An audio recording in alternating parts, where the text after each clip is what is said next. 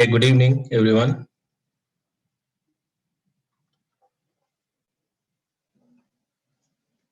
So let's get some practice now.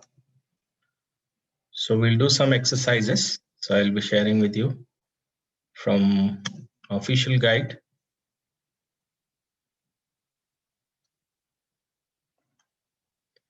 So I want you to solve these questions. Question number 1.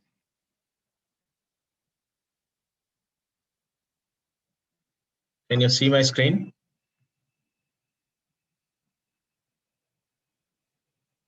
Okay. So for every question, remember, you just have 1 minute time. So as you have on the examination, 1.5 minutes. So I'll be checking that. So quickly give me the answers. Okay, your time starts now.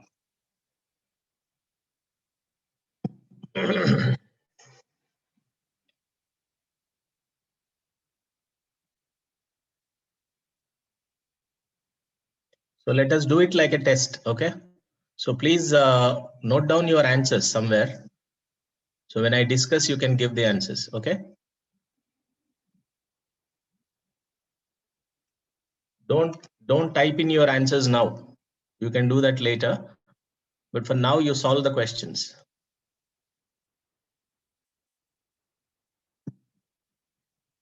As much as possible, do not search for the meanings, nothing. Just try for yourself, everything.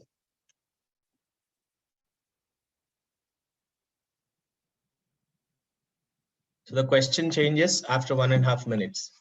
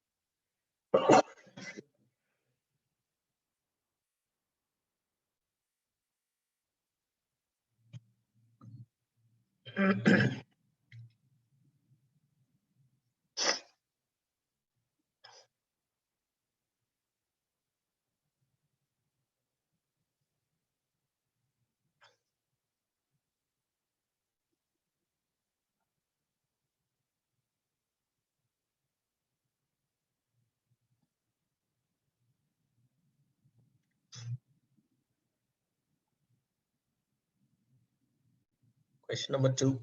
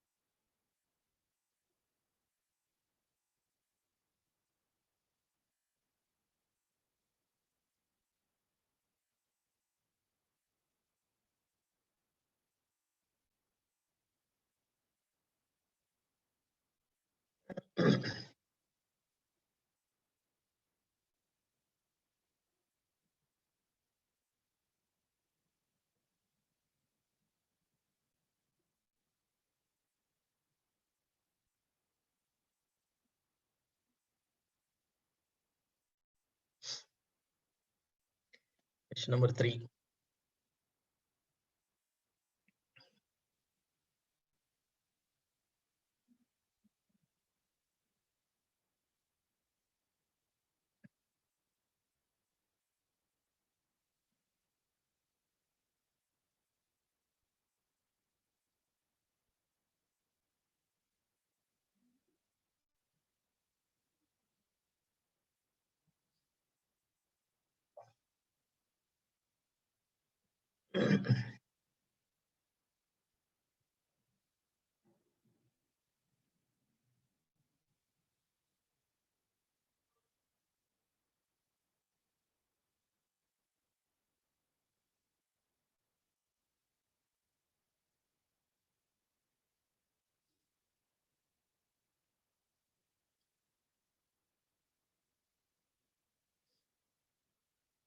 Question number 4.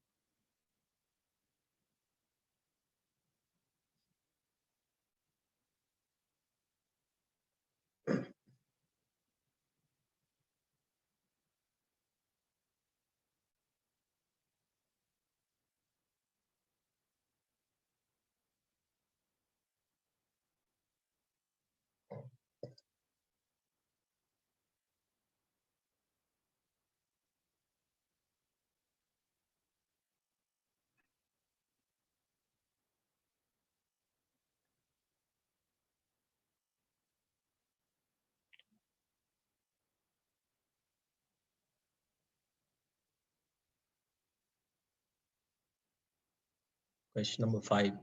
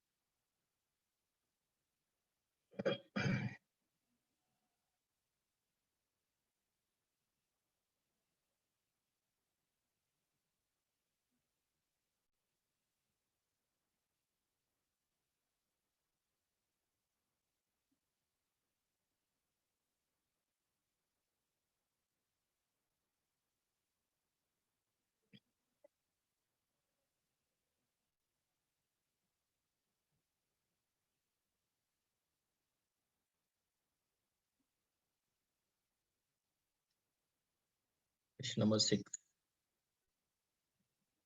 Here 2 answers. Sentence equivalence.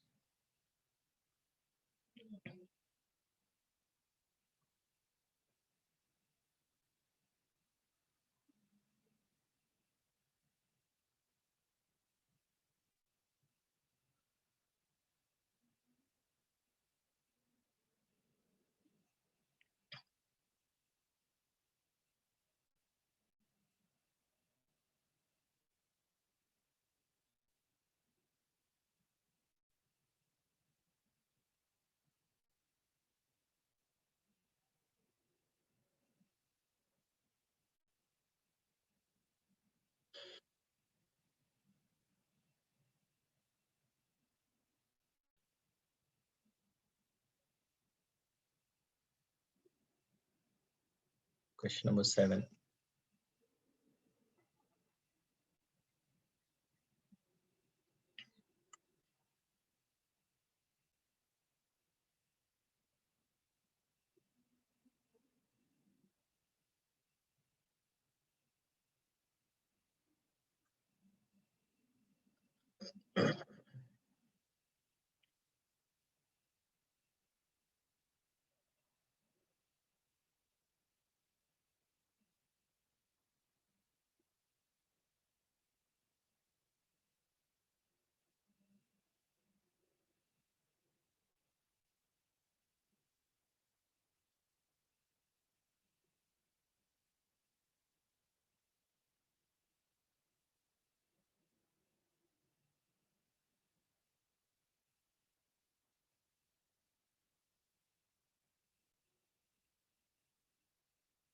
Number 8.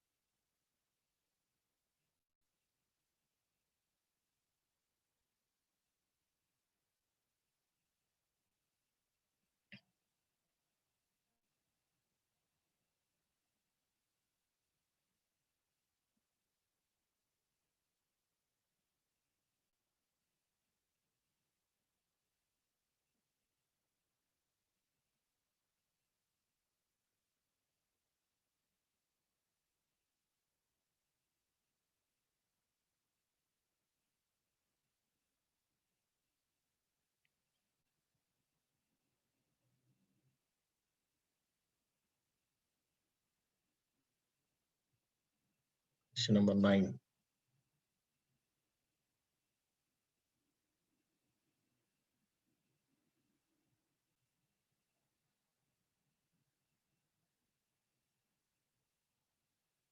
Okay, so this is a different set. We'll come to it later.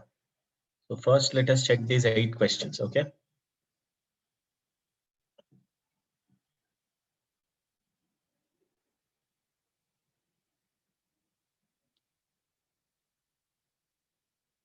Question number 1.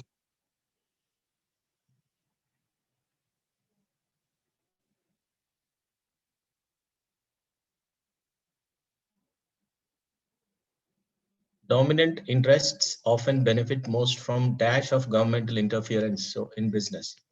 So you must look at the last part since he is giving the reason here.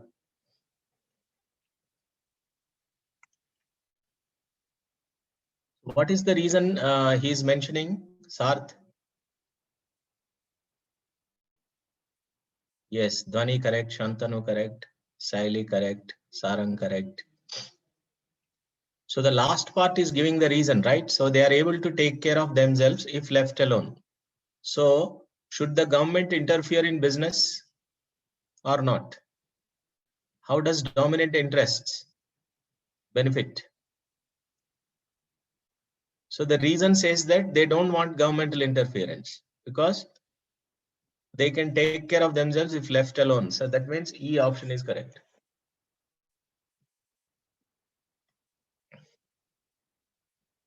Elimination. Intensification means they want more, but actually reason is saying they don't want. Okay. Question number 2.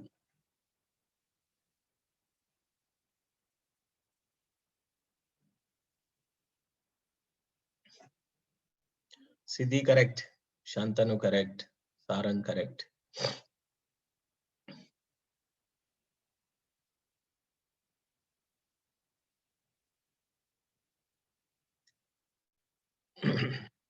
The first part is saying that infant's reactions to its stressful experiences are natural.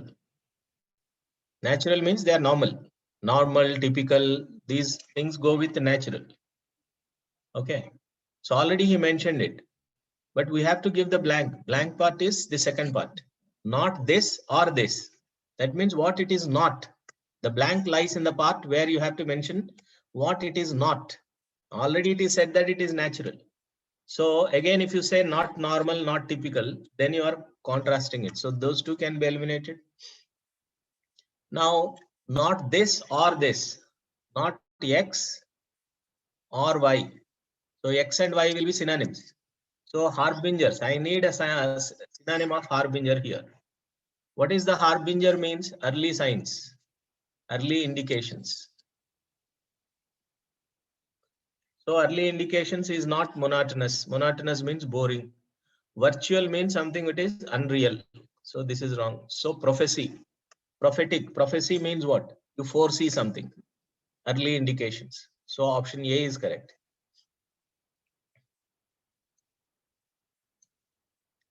Question number 3.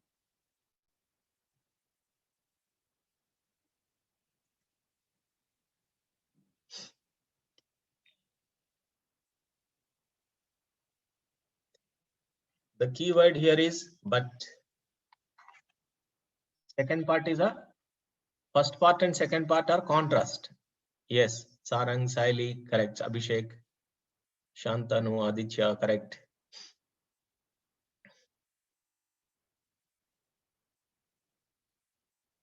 So second part, an investigation that is dash can occasionally yield new facts.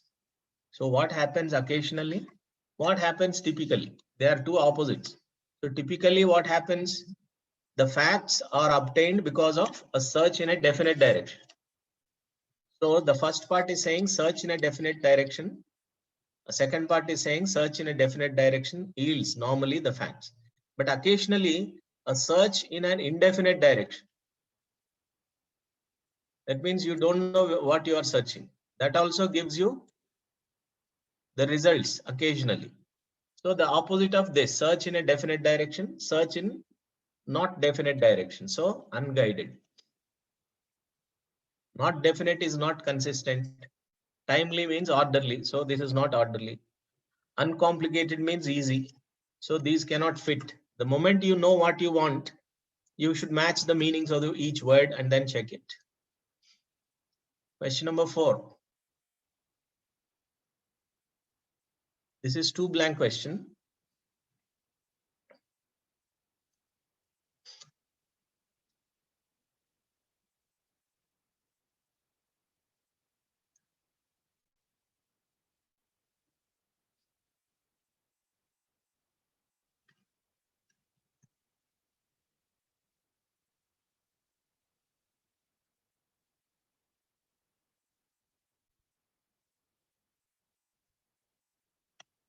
So you can see that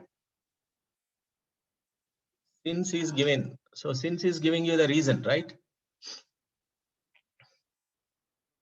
So what is the reason saying?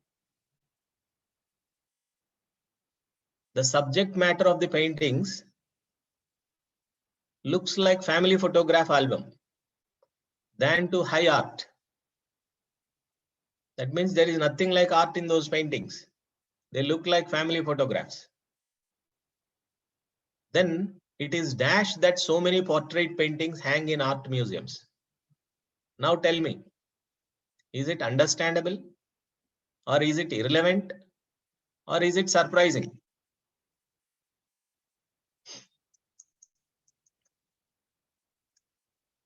So it is surprising because why irrelevant?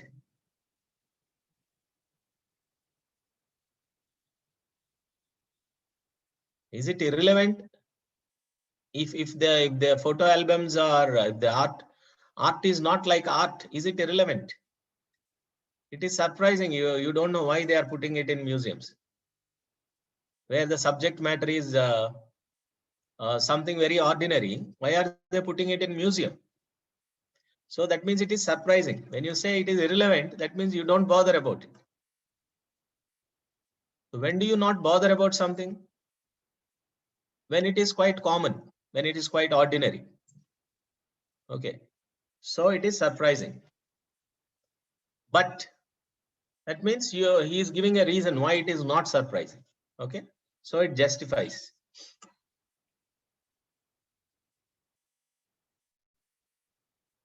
But perhaps it is the artistic skill with which the portraits are painted that justifies their presence. First part is saying that it is surprising why those things are there in the museum. Second part should say, because but is given, now you should contrast the meaning, saying that yes, they can be put in museum. Okay. So something that matches that, you should give it. Okay. Again, when you say challenges or changes, then it is not suitable. Question number 5.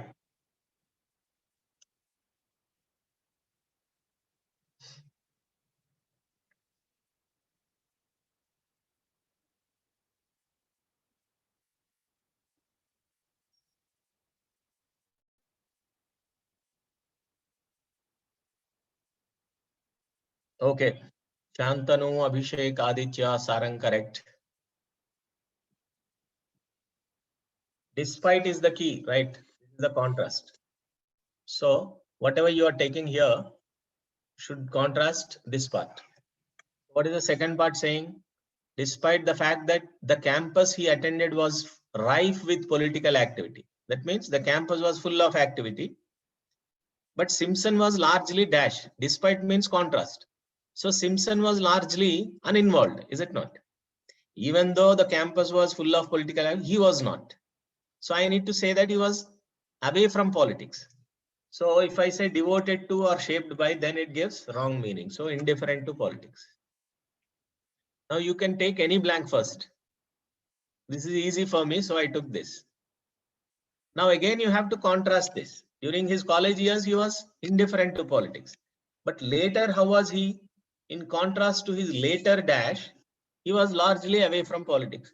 That means later he was into politics. Then again, you can't say apathy. Between activism and affability means that's a very normal word. Is he very active or just affable? Because this word, second part word is indifferent, which is very strong. I need the opposite also equally strong, activism. So you have to decide based on the intensity of the opposite. Okay. So activism suits, therefore that is our answer. So later he was active. Question number 6. This is two options. You have to pick two answers for one single question. Sentence equivalence.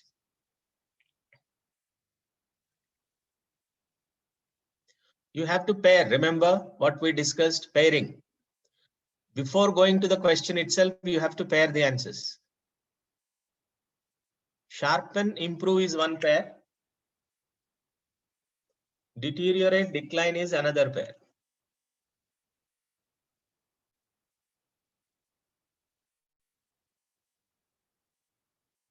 Recover, adjust.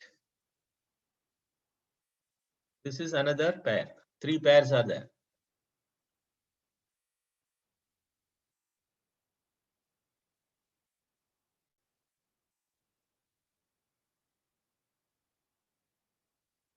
So he was describing what he saw through the damaged eyes. That means what happened to his eyesight.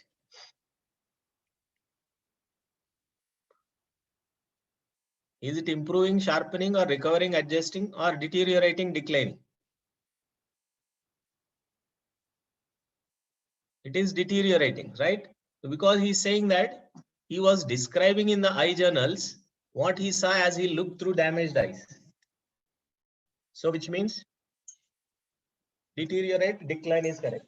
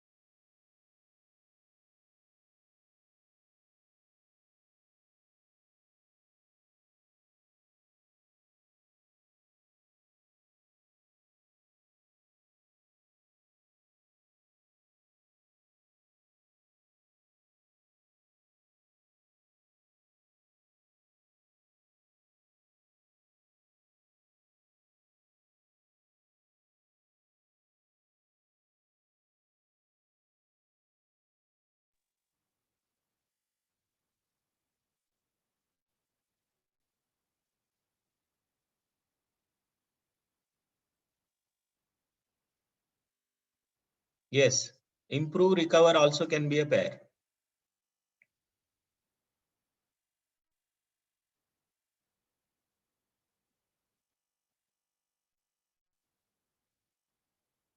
All right.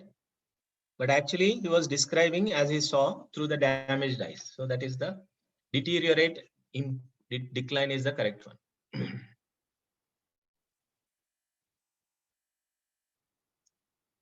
Question number 7.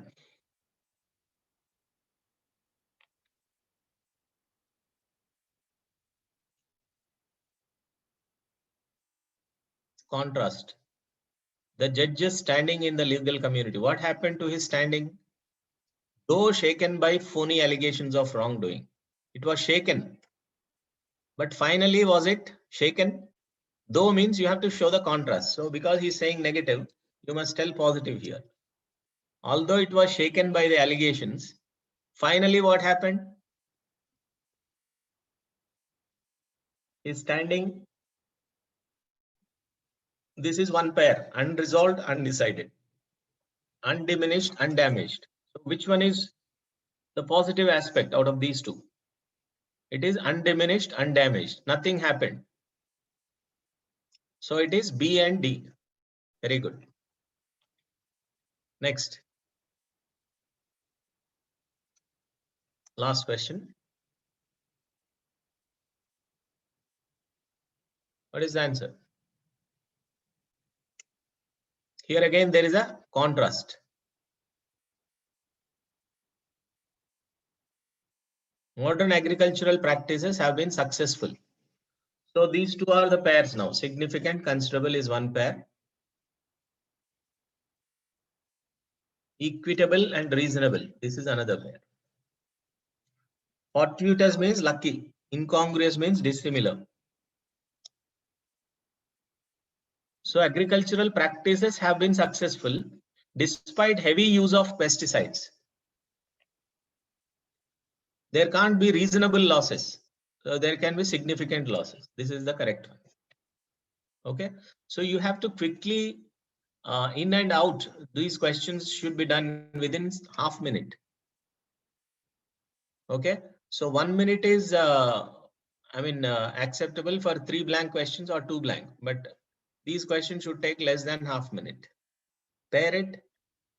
Now let's do some reading comprehension questions and critical reasoning. Now this is the first question. You can take 2 minutes, or let me calculate the time. How many questions are there?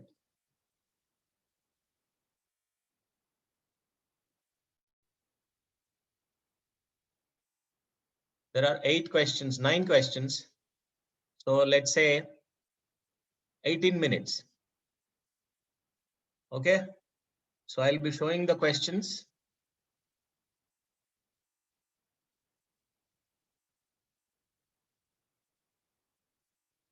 Yeah, question number 1. For each question, you have 2 minutes.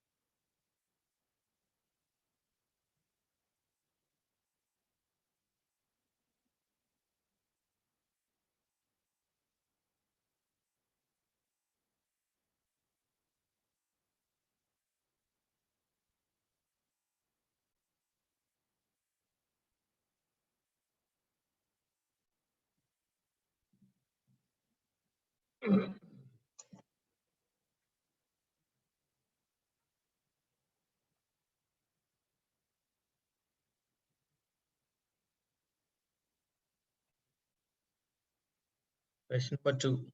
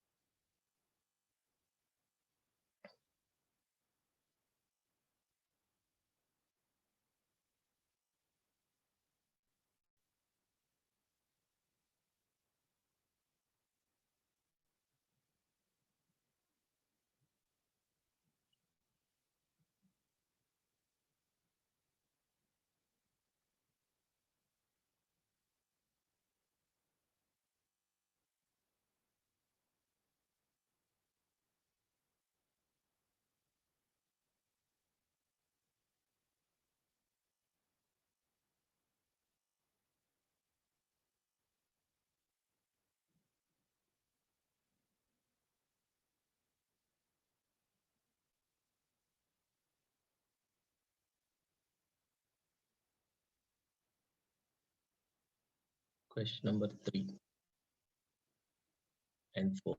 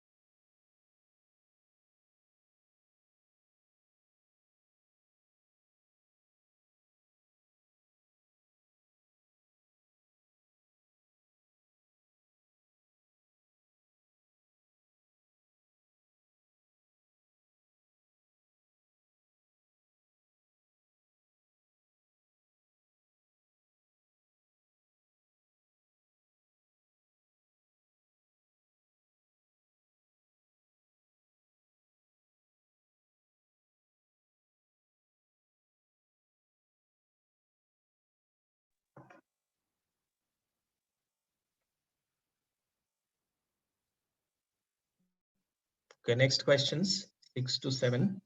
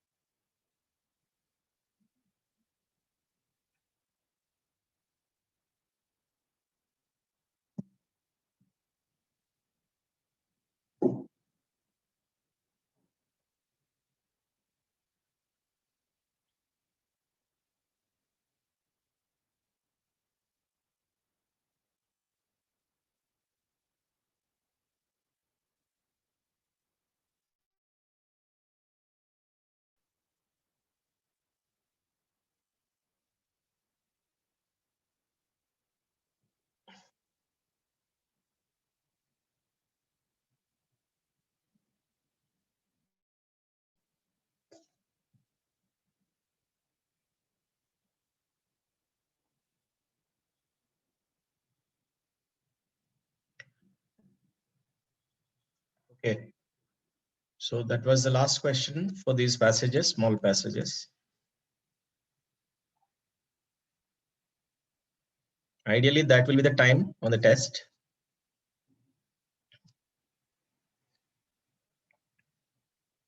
So question number 1.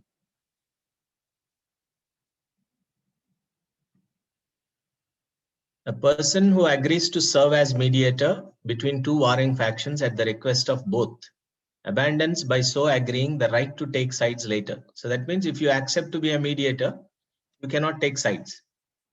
So if you are taking sides at a later point, would be to suggest that the earlier presumptive impartiality was a sham. Sham means fake. So that means whatever you accepted initially to be impartial will be a fake one.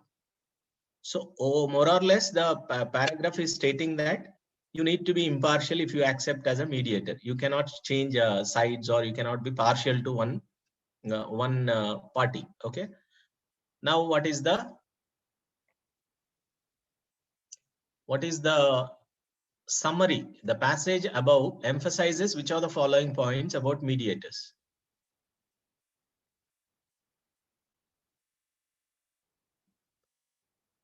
Now tell me. Yes, Aditya Shantanu, correct. Abhishek Sarang, correct.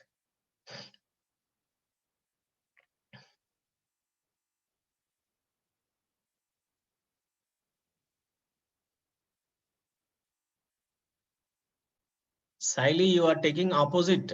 They should reserve the right to abandon their impartiality. That means they can be partial.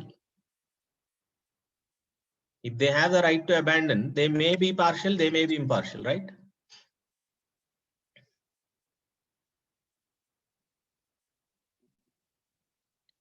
D is going opposite. They should feel free to take sides. That is not correct. Yeah, it's okay. C is saying they should not agree to serve unless they are equally. So this is extreme. They should not agree to serve unless they are equally acceptable to all parties.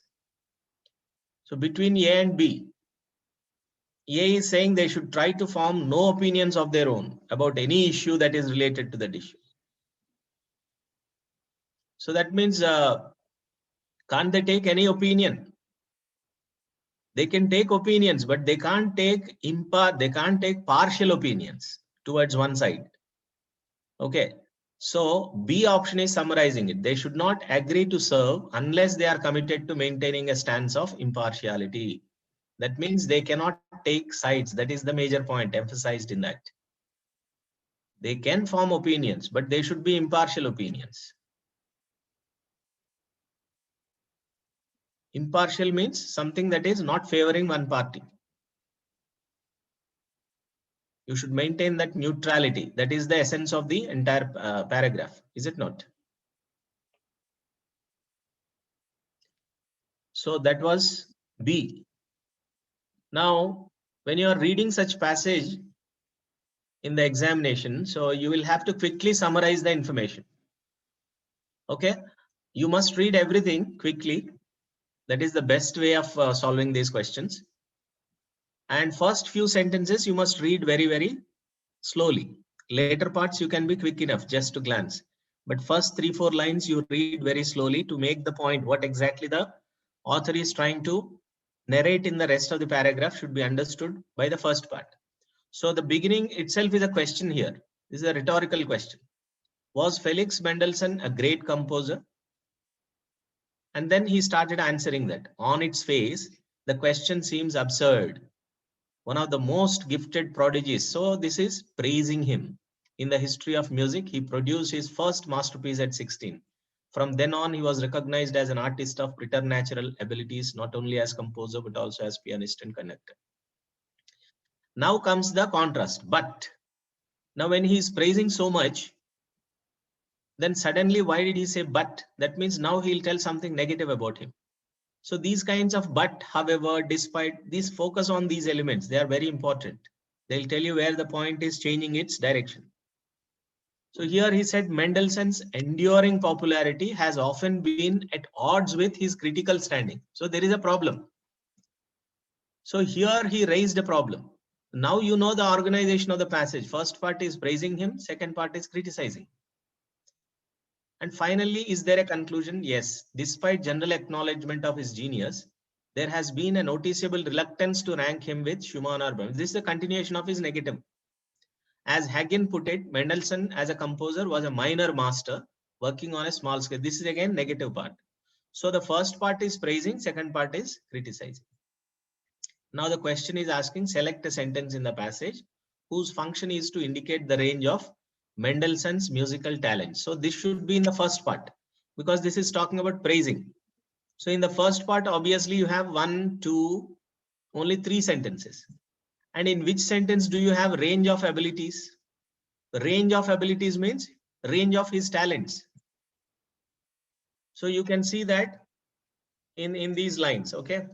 He is a composer, director, so on and so forth. So this is the sentence in which you have composer, pianist, conductor. So this is talking about his range of abilities. So that should be the sentence you have to click. Then question number 3.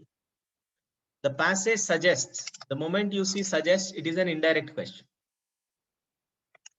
Okay, suggests that anyone attempting to evaluate Mendelssohn's career must confront which of the following dichotomies.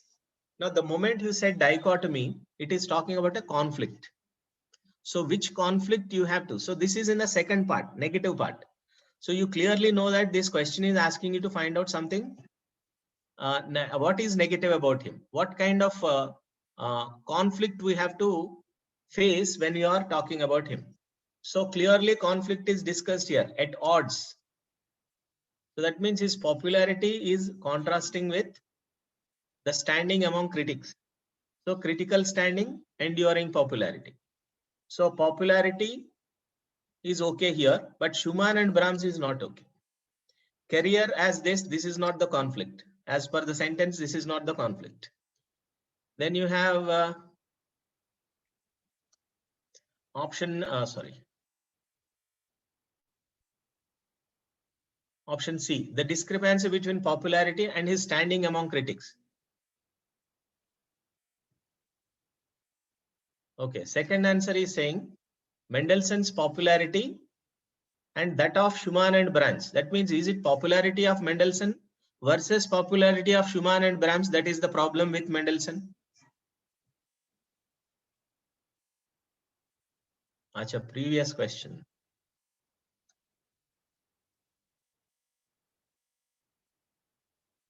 Select the sentence. This one, selecting the sentence. You have to select a sentence in which that sentence speaks about his range of talents. So what range of, in which sentence do you have? Third sentence. From then on, he was recognized as an artist of preternatural abilities, not only as a composer, but also as a pianist and conductor. So composer, pianist, conductor, these are his range of abilities. So that sentence you have to click. Okay, now second question, third question answer is popularity versus critical standing. Popularity is what is the problem with Mendelssohn? His popularity is clashing with the standing that he has among critics. So there he mentioned critical standing and popularity. So here also you find this. So that is the dichotomy, that is the conflict. So you must understand the question properly, first thing. Second one, you have to go to the right location, understand the passage's progression. Okay. So you can clearly see that C is the answer. Sorry. Yes. Question number 4. It can be inferred that the reluctance mentioned in the passage is being ascribed to. Again, you should understand the question.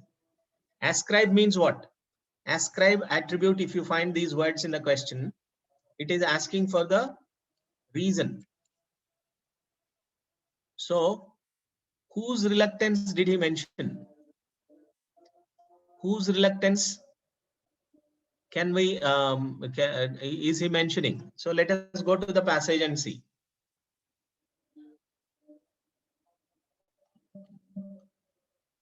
Whose reluctance was it? That is the question. Okay. Now, the sentence before is saying that the popularity is clashing with his critical standing.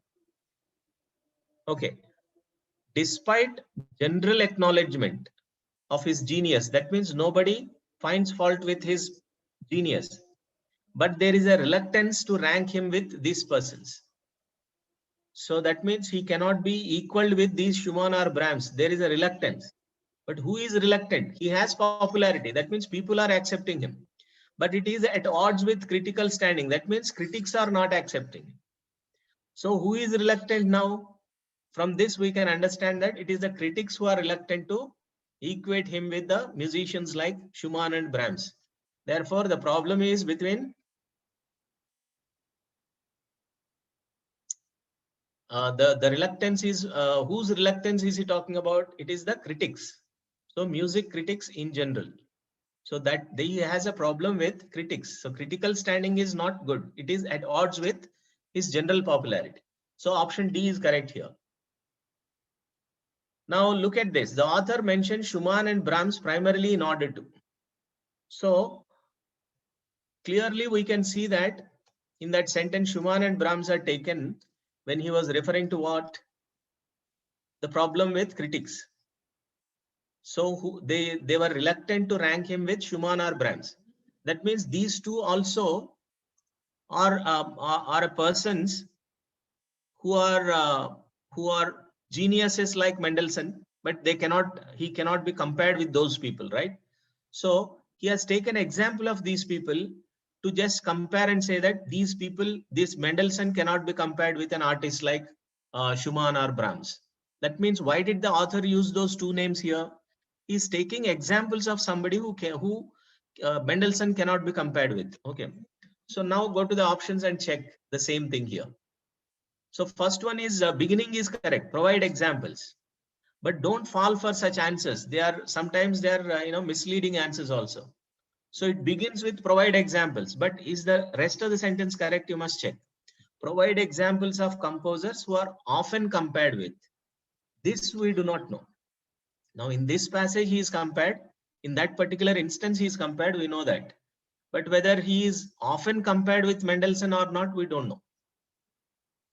Identify certain composers who are more popular than Mendelssohn. More popular, it is not about popularity. The problem is about the critical standing. So the comparison is about the rating of critics, not the people. So popularity is not the problem. Now identify composers whom Mendelssohn influenced. Mendelssohn, we don't know whether Schumann and Brahms were influenced by him or not. Establish the milieu. Milieu means the group in which Mendelssohn worked. We also do not know whether he worked among them or not from that statement. This establishes standard of comparison for Mendelssohn as a composer. This is the correct answer.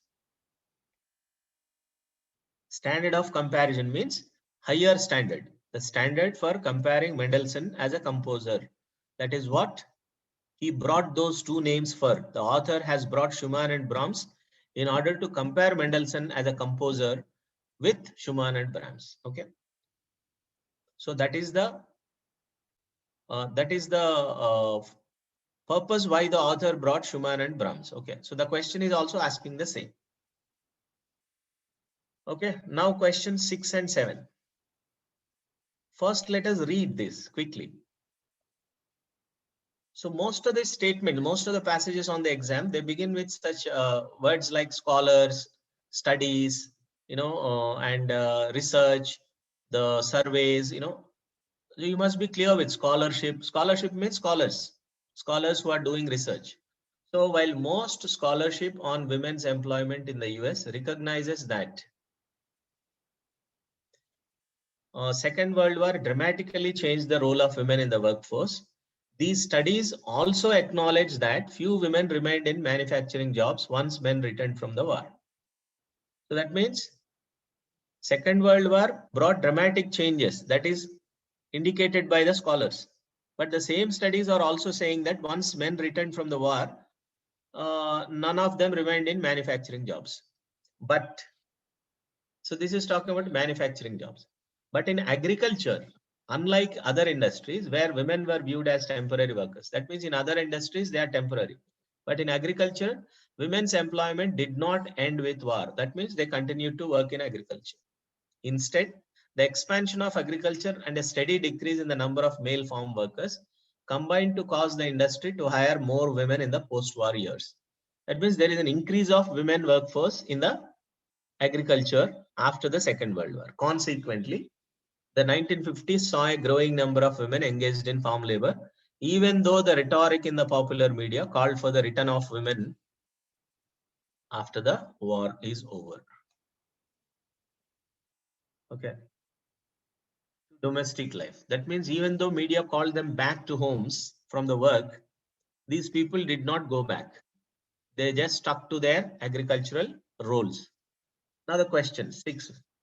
It can be inferred from the passage that the manufacturing and agricultural sectors in the US following Second World War differed. What is the difference in those two sectors? Basically, we know what the passage is about. The passage is about the women's employment in two different categories. And remember, this is an indirect question. So the answer should be indirect. So A seems to be okay, rate of expansion in each sector. So are we talking about expansion of the sector or expansion of employment of women in each sector? So that is the difference actually. So we are not talking about whether manufacturing has increased tremendously or agriculture has increased tremendously. We are talking about employment of women in those respective sectors. So rate of expansion in each sector is not correct. The percentage of employees in each sector who are men. So at the first instance, this looks very absurd answer because the passage entirely is talking about women. But how come this answer is talking about men? So that kind of thinking comes to us immediately because this is talking about men. But actually, I told you this is an indirect question. So if I say that number of males are less in my family, so immediately, what can I infer from that statement? That number of females are more in your family. Okay, now let us see. So let us keep this answer. The trend in the wages. So we don't know wages of men employed in each sector. So wages is nowhere discussed at all. The attitude of the popular media. We don't have anything about attitude. The extent to which women in each sector were satisfied with their job satisfaction is not given anywhere. Nor even it can be inferred. Can we infer that they are satisfied with agriculture, therefore they are staying in the jobs? We don't know. Maybe because of the conditions in their family, maybe because they want to work so that is unclear from the passage that they are working in the agriculture sector or they dropped from the manufacturing sector because of the satisfaction level. So we don't have anything, therefore you cannot take E option. So it is about the number of employees who are women. It is increasing in one area, agriculture, whereas it is decreasing in manufacturing sectors. So what is given here in the passage? Unlike other industries where they are temporary, in agriculture they are. So if you look at this statement, what can we understand?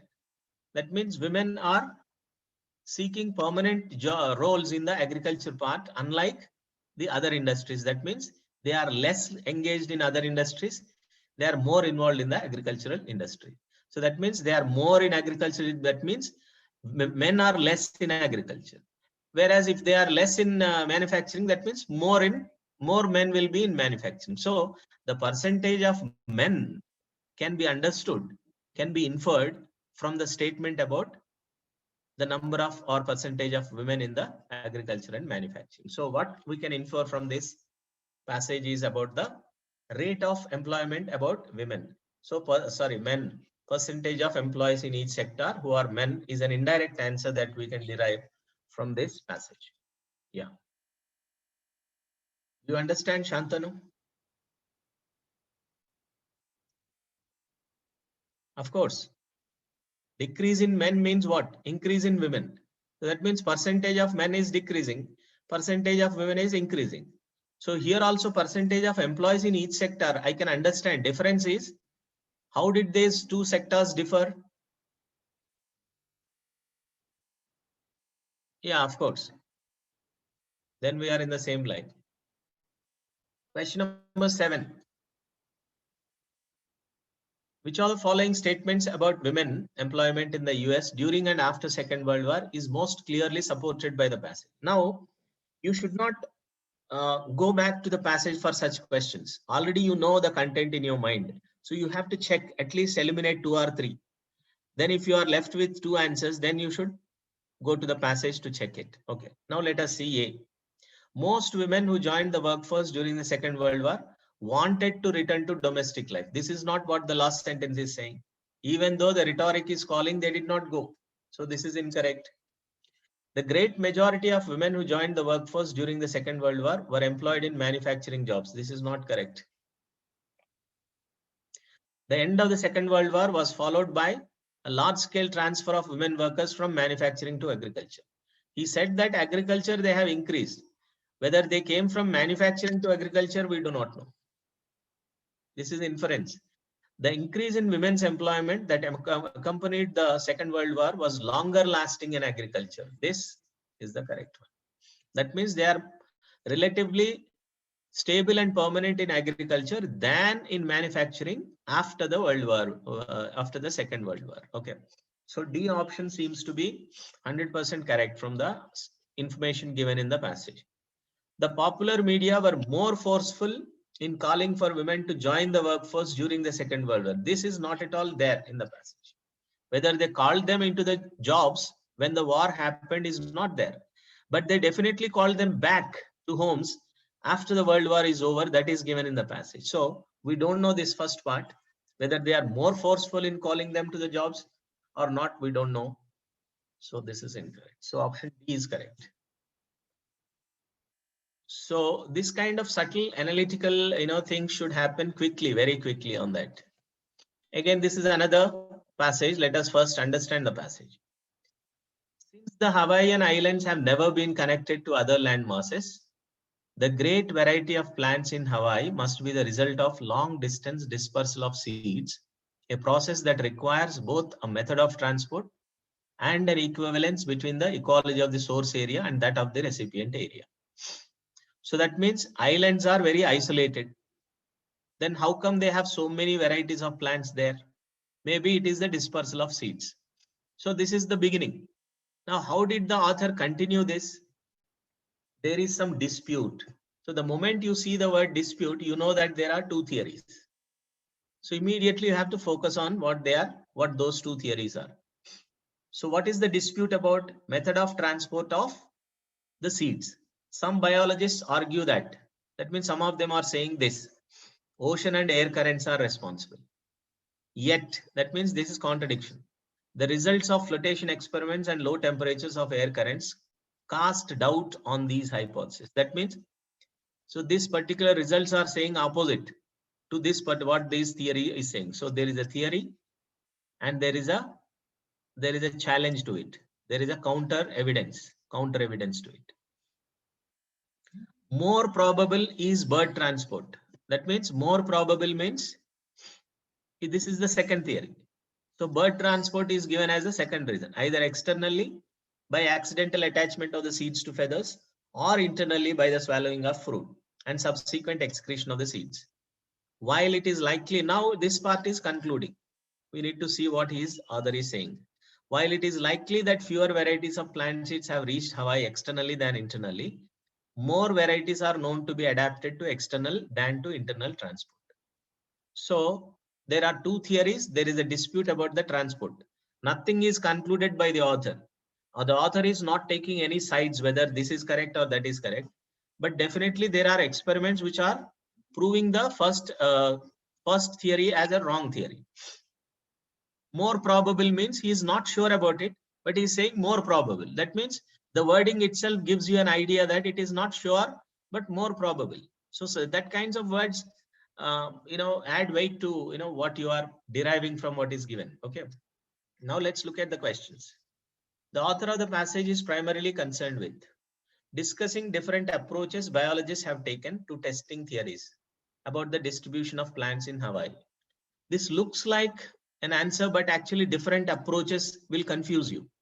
But is it about testing theories, about the distribution of plants? Again, it is about the dispersal of seeds actually. Now look at B, discuss different theories about the transport of plants. This seems okay.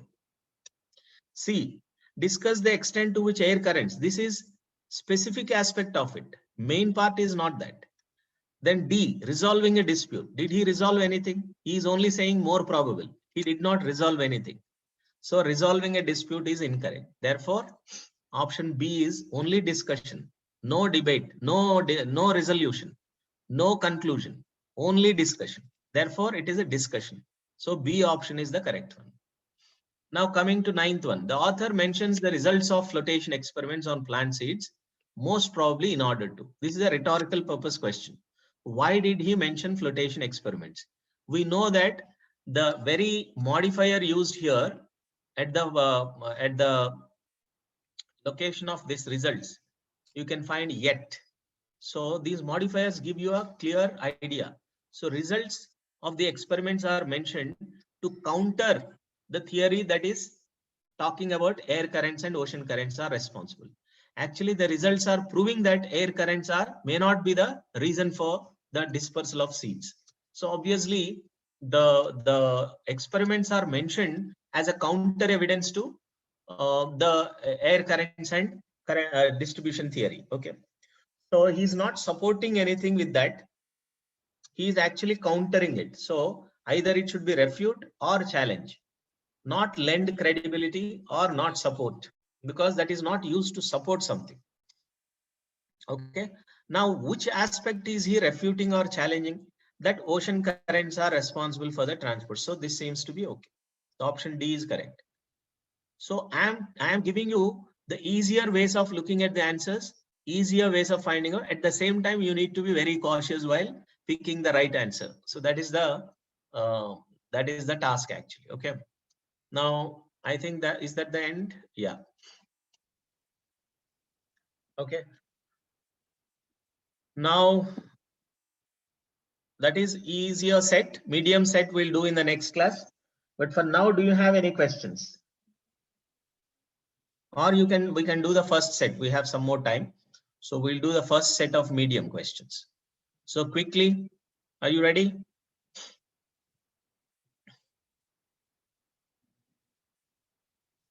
Are you ready? If you say no, we'll stop.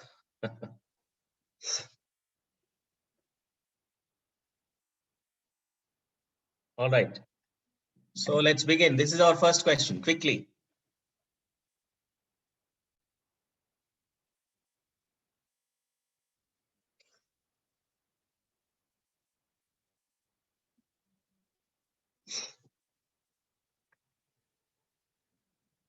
Now you can give me the answers straight away. Aditya, correct. Abhishek, on the one hand, on the other hand. That means contrast. Siley, contrast. You must see the contrast.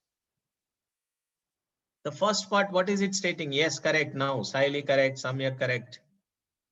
Sarang, correct.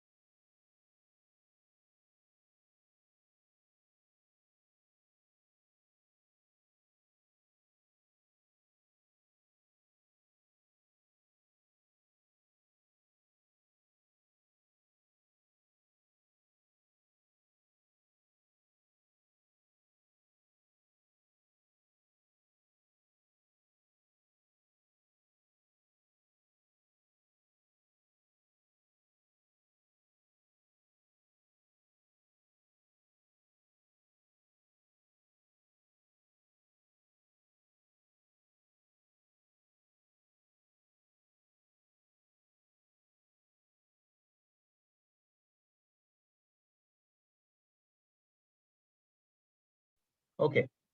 So the first part is saying there is no surprise that societies have codes of behavior. It's not a surprise. It comes as no surprise.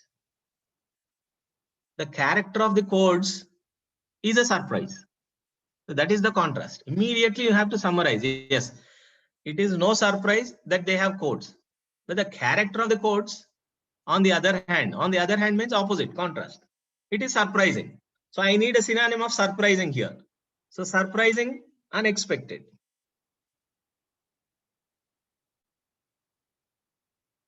Question number two blank question.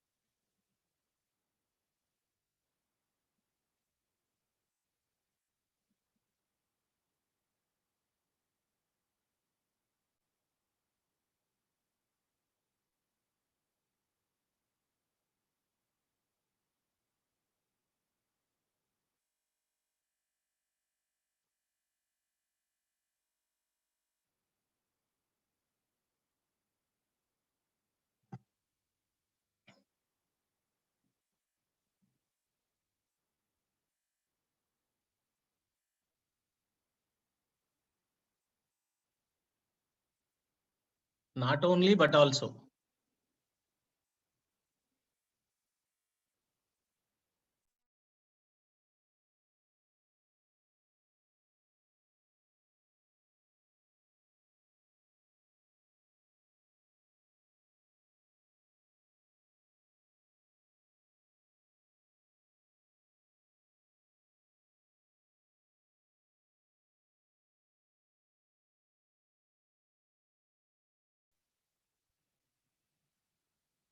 Like is a comparison, right? Like Bela Bartok, Ruth Crawford, not only, but also. When do we use that? When you are saying similar things. Okay. So not only is talking about positive aspect of that Ruth Crawford. Composer's acumen. So that's a strong positive word. So we need second also, we need in the first blank, we need something positive here. Because, but also something positive, right? Not only, also positive. So what is a negative word here? Detachment is negative. Curiosity is not so strong word, but reverence is a strong word. Respect. Now, whether he has reverence or not is clear in her agonizing over how far to try to represent the minute details. So she is a person who struggles a lot to incorporate all the minute details of performance in the written text. And this dash, that means this quality of representing minute details, what do you call it as? What do you call the quality of incorporating minute details? That is striving for perfection, fastidiousness. Didactic means teaching. Iconoclastic means unconventional. I told you unconventional. Breaking the traditions, deviating from the traditions, going against the traditions. So A and D are the correct options for this one. Next, question number 3. Again, 2 blank questions.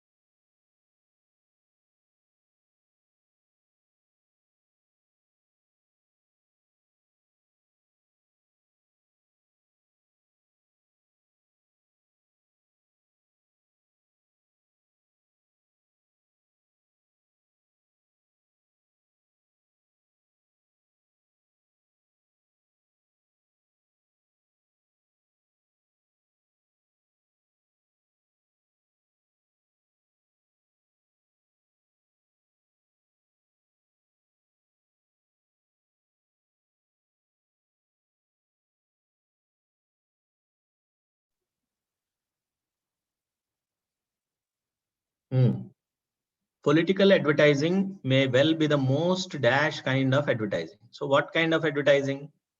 So just glance through the answers. You will have an idea, positive, negative. Deceptive is negative, effective is positive, polemical is a neutral word. Okay. Now let us see the rest of the information quickly. So this kind of glancing into the options while reading itself will give you an idea of what you have to find out. Okay. Now, is it a good advertising or bad advertising? That depends on what he says later. So what is he saying? Political candidates are usually quite dash, yet their campaign advertisements often hide important differences behind smoke screens of smiles and empty slogans. Clearly, that empty slogan word, smoke screens, all these are indicating that he is talking negative about the advertisements. So we need a negative word. So effective is gone. So the only word is, because he's saying empty slogans, it is deceptive. Okay. Then come to the second one. So there is a contrast yet.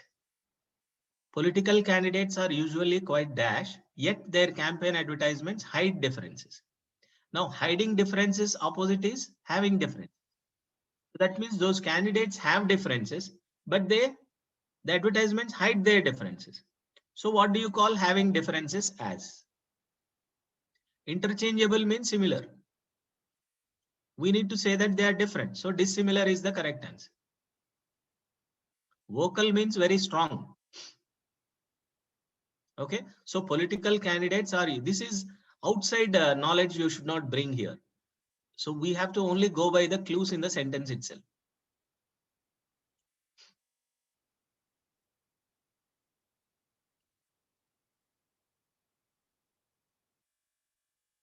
Abhishek, I am giving you the reasoning involved.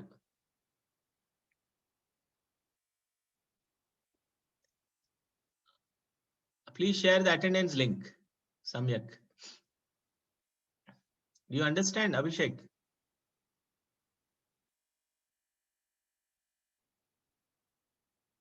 What is your question? Candidates can be dissimilar. You and I are different, no?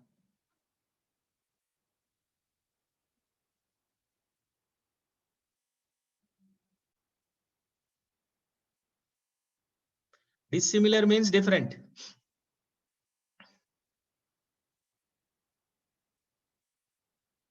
Why should I take different here? Because he's talking about the contrast here, yet they hide their differences. The advertisements, they hide the differences. That means candidates have the differences. So I need to find a word which means having differences. So which one out of these three is vocal different?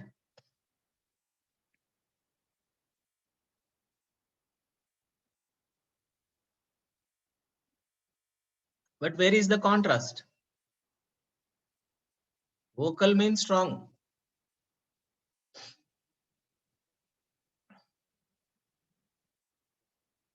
Okay. So you must go by the logic of the sentence. Don't see, this kind of confusion is put into the sentences because we assume that outside it is okay, na? So political candidates are rowdies, gundas, that is outside information. They're not good. They don't keep their promises. They crave for power. They use money and muscle power in the elections. All these are outside knowledge. So they try to keep them in the answers also in that way. So we should not fall for those kinds of things. We should go by the logic of the sentence. What elements does the sentence have? Okay. Now question number 4. This is a 3 blank question. This will be our last question for today. Or maybe we have some more. Yeah, we'll stop it here because these are 3 blank questions. So it would take a bit of time for you. But anyway, to experience our last question, let us see this. 4th one, quickly.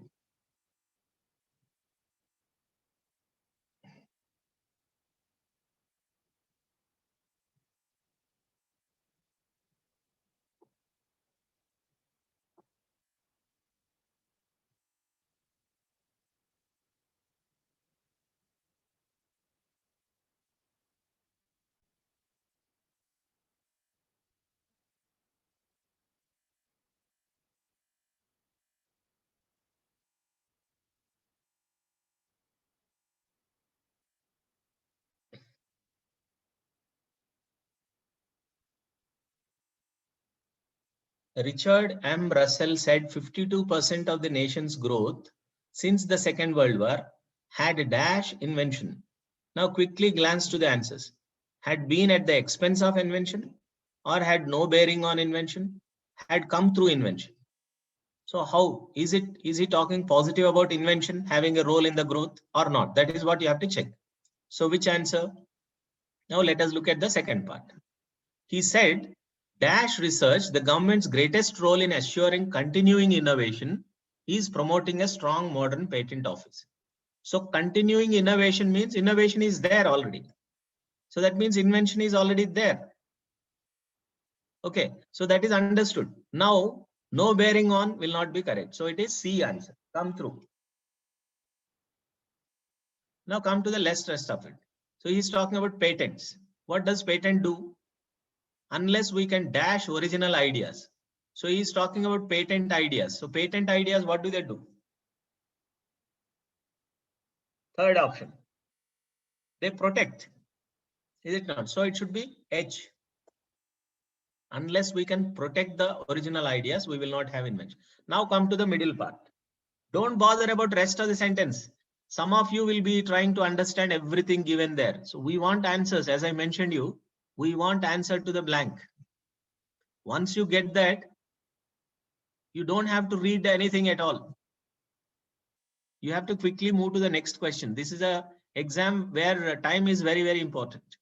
So we have C now, we have H now. Now middle part is missing now. Unless he said dash research, the government's greatest role. That means government greatest role is in assuring continuing innovation is promoting strong modern patent office. So that means because he's saying positive about the government's role, he must be talking about positive about the research also. Which means far from means that is a negative one. In addition to restricting means that is also negative. So apart from research, they have to assure the continuing innovation also. So aside from research, so E option is the correct one. C, E, and H are the correct options. So this should happen within 1.5 minutes for especially 3 blank questions. 3 blank questions are speed breakers on the examination. So if you take more than 3-4 minutes on this question, your entire exam will be collapsed. So if you feel that you take more time on these 3 blank questions, then it is better to quickly move on to the next questions without wasting time. Okay, rather than spending 4 or 5 minutes on one question, it is better for you to quickly understand that wasting time is no use. If you don't get that, quickly move on to the next question. Is that clear? But as far as possible, some of them will be very easy. So it depends on the question. Therefore, you have to quickly understand and then try to find out the answer within 1.5 minutes. That is the maximum time you can spend on 3 blank questions. There will be 1 or 2 in the examination. That's all. Okay. So we'll do some more practice like this in the next class also. Yeah, somebody asking me for resources. I think you have. I'll check if I have something. So I'll try to share in the next class in case I find some. Otherwise, you have GRE Prep Club. So you can join that GRE club. There are so many resources in the form of documents. So you can download them and start practicing. You know that GRE Prep Club, Sarang, like GMAT Prep Club, you have GRE Prep Club also. And you will find so many documents in that, so many Word documents with lots of questions. Yeah, IMS resources you cannot download, but you can practice from the site itself. You can open it with your things now. Okay, GRE Prep Club also has so many questions. So you can, yes, it is a website.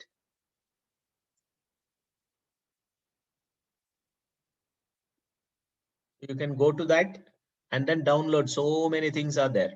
So many discussions happen. So many explanations are given, like the way we are discussing. Okay.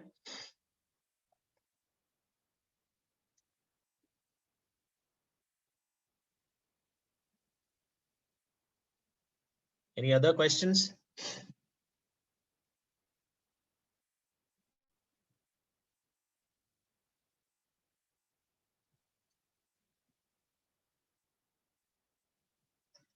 Any more questions, ladies and gentlemen, before we call it a day?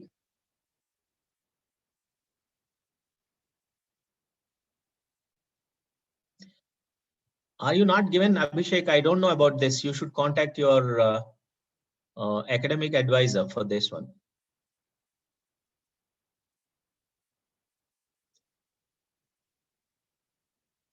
I didn't know about that. You just have to contact your head, whoever it is, and ask them to give you access for the access to our portal.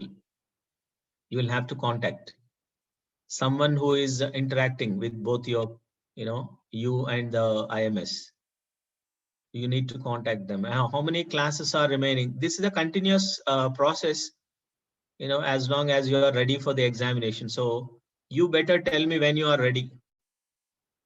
I think it'll be 10-15 more classes to give you the section wise test experience, and then give you test experience, some sample test experiences, so that you will get get ready, get thorough with how to handle the examination. Yes, we will start AVA. Most likely in the next class I will start AVA. Next week let us have the first AVA. Okay, and the subsequent week second AVA. Second AVA requires a little bit of giving you a template, make you understand what the type is, because that is a different one. In fact, first one is common. So we'll do that. We'll do that also along with one sectional practice. Okay. No, AVA is an essay writing. So it's not harder than text completion. TC is different, AVA is different. The nature of AVA is different, and the score is also different. Score is not included in this. Your 340 to 260, 340 range score doesn't include AVA. So AVA is separately scored on 0 to 6 scale.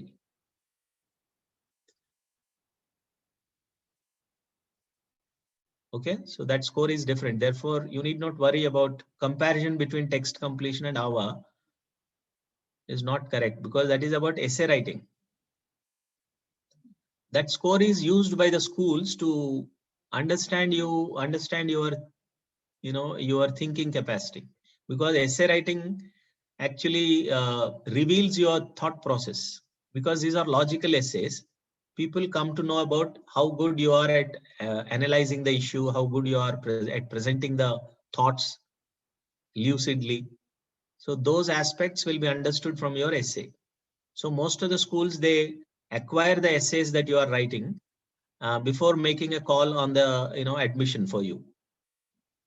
So they'll take your essays from ETS, and then they'll start analyzing your essays and then see how good or bad they are. So that way your score reflects anything above 5, 4.5 should be decent enough to send a good, good feeling about your essays. If you get 2, 2.5, then there is no use. That is again administrative thing, Samyak. I don't have any objection. We can increase. You put a demand, then you can understand if it is possible or not. I am okay. TOEFL IELTS is only English, test of English as foreign language, or IELTS also is an English language examination. So there is no comparison between this and that. That is only 4 aspects of language are tested in TOEFL or IELTS: speaking, listening, reading, and writing. So there will be essay writing in that also. That is a similarity. And reading passages are very, very less, in difficulty, level of difficulty compared to GRE reading comprehensions. But there are different varieties of questions there. And listening means there will be recorded conversations that are played and lectures that are played. So you have to listen to them and then answer the questions based on your understanding of what you listen to. That is listening part. And speaking part, you will be asked some questions to evaluate your spoken skills, how good your spoken language is. So that will be understood by an interview process. So those 4 aspects of listening, reading, speaking, and writing are tested on TOEFL or IELTS. So that is purely a test of English language. Whereas this GRE is about your aptitude. This tests your preparation or readiness for university education. Can you handle the academic books of higher standard English? Can you read on your own and understand that language? So these are the aspects tested in GRE. Are you university ready or not? Do you have the aptitude to, pursue the academics in university? Okay.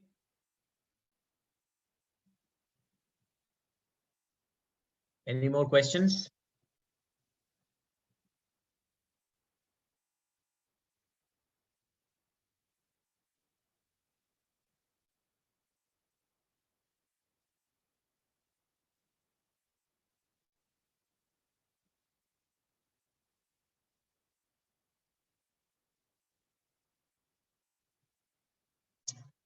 All right, then. Happy Lori to all of you. Take care. Bye-bye.